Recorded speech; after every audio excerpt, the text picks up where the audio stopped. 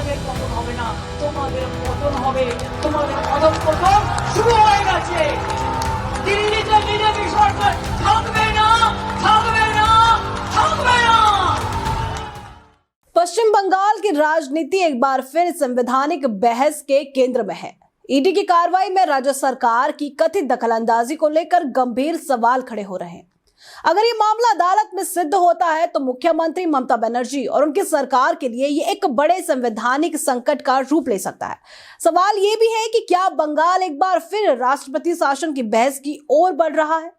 पश्चिम बंगाल की मुख्यमंत्री ममता बनर्जी और ईडी के बीच का टकराव है। ईडी द्वारा आईपीएसी और प्रतीक जैन के ठिकानों पर छापेमारी के दौरान शुरू हुआ, जिसमें ममता बनर्जी ने कथित तौर पर जांच में बाधा डाली, पार्टी के दस्तावेज और इलेक्ट्रॉनिक डिवाइस ले लिए और ईडी ने इसे कोयला घोटाला मनी लॉन्ड्रिंग मामले की जांच में रुकावट बताया, जबकि ममता ने इसे राजनीतिक साजिश और असंवैधानिक करार दिया, जिसके बाद यह मामला सुप्रीम कोर्ट तक पहुंच गया। को पॉलिटिकल वेंडेटा नहीं कहेगा तो क्या कहेगा? जस्टिस तो अब नहीं दे सकेगा। इनजस्टिस के लिए आप ब्यूरोक्रेसी को खत्म करने चाहता है क्या? डराने चाहता है? हम डरते नहीं, हम मरने के लिए तैयार है लेकिन हम डरते नहीं है। जो डरते हैं वो मरते हैं और जो लड़ते हैं वो जीतते हैं। हम करेंगे, लड़ेंगे, जीतेंगे। और जो कवर्डाइज है वो डरते हैं, हम डरते नहीं है। अभी सबको एक इकट्ठा होकर उसको खिलाफ में आवाज उठाना चाहिए। मुख्यमंत्री होने के बावजूद ममता बनर्जी को गिरफ्तारी से कोई संवैधानिक संरक्षण नहीं मिलता। अगर ईडी ये साबित कर देती है कि जिन फाइलों को लेकर विवाद हुआ वे जांच से जुड़ी थी, तो कार्रवाई का दायरा सीधे मुख्यमंत्री तक पहुंच सकता है। इस पूरे मामले को पश्चिम बंगाल के राज्यपाल सीवी आनंद बोस पहले ही संवैधानिक अधिकारों के उल्लंघन के रूप में चिन्हित कर चुके हैं। उनका यह कहना है कि वे चुप नहीं बैठ सकते। इस ओर संकेत करता है कि राजभवन इसे केवल राजनीतिक टकराव नहीं बल्कि एक संवैधानिक प्रश्न मान रहा है। संविधान के तहत राज्यपाल केंद्र का प्रतिनिधि होता है और उसकी रिपोर्ट राष्ट्रपति शासन की प्रक्रिया का आधार बन सकती है।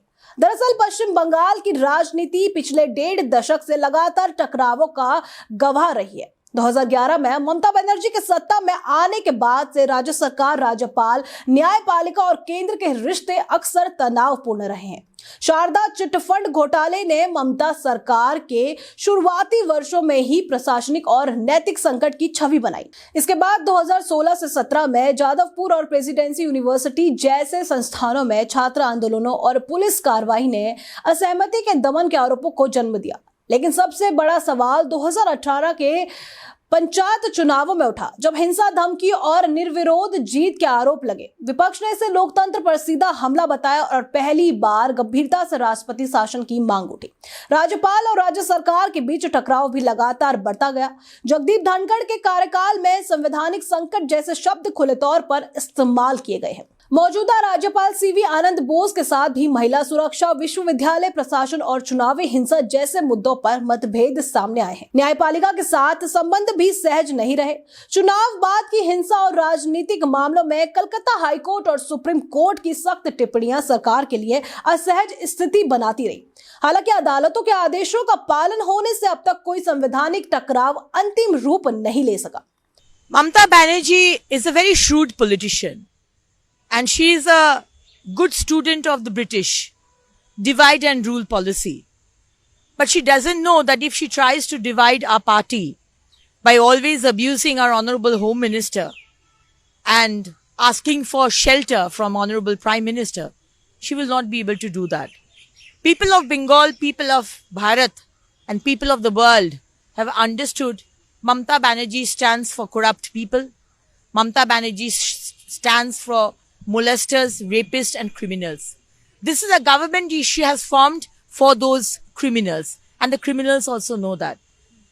Every time she says, these kind of slang languages and abuses she throws on our leaders, we didn't take so much heed of it. But this time, when you are alleging of coal smuggling and you are getting money out of it, this is going out of limit. निष्कर्ष यही है कि ममता बनर्जी के शासनकाल में राष्ट्रपति शासन की आशंका बार बार जरूर उभरी, लेकिन अब तक ये केवल राजनीतिक बहस तक ही सीमित रही है। प्रचंड जनादेश और संवैधानिक संतुलन ने हर बार इस आशंका को वास्तविकता बनने से रोका है। मौजूदा विवाद में भी संकेत यही है कि बंगाल में राष्ट्रपति शासन फिलहाल एक राजनीतिक कयास भर है, ना कि तत्काल फैसला। ऐसी ही और खबरों के लिए बने रहिए हमारे साथ।